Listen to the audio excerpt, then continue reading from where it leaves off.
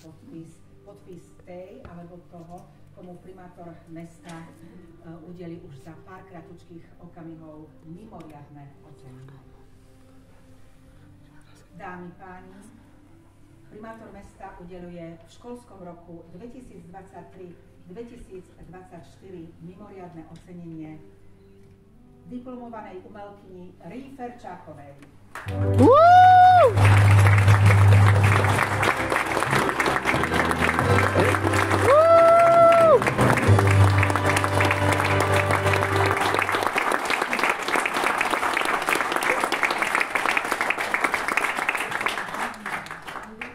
Ocenenie Učiteľ na jednotku si už pred pár rokmi zaslúžene odniesla za majstrovskú gitaru.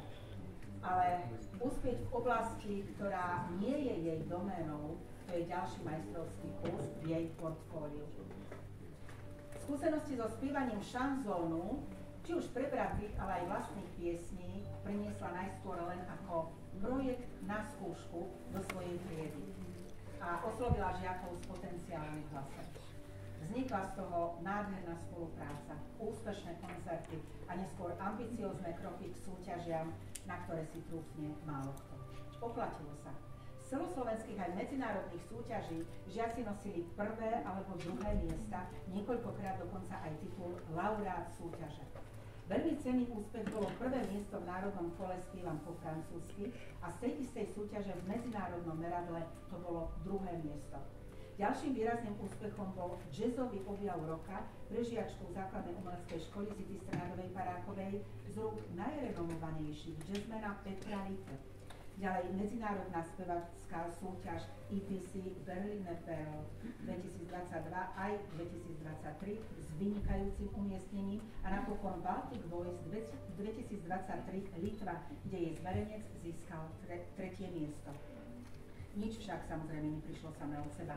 Za úspechom sú hodiny a hodiny nezištnej práce, nepoznajúc oddych počas víkendov, sviatkov i prázdnin.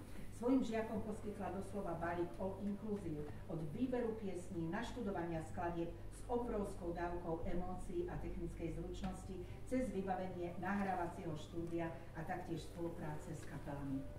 Rína práca už dávno presiahla hranice nášho okresu a záujem o jej kvalitné spevácké vedenie nenechal na seba dlho čakať. Dostala aj pozvania do medzinárodných porôd, napríklad do Litvy, Srbska, na Maltu a do Berlína. Diplomovaná umelkyňa Valéria Ferčáková je ocenená za vytvorenie a vyprofilovanie vlastnej a jedinečnej metódy spievania populárnych a jazzových piesní.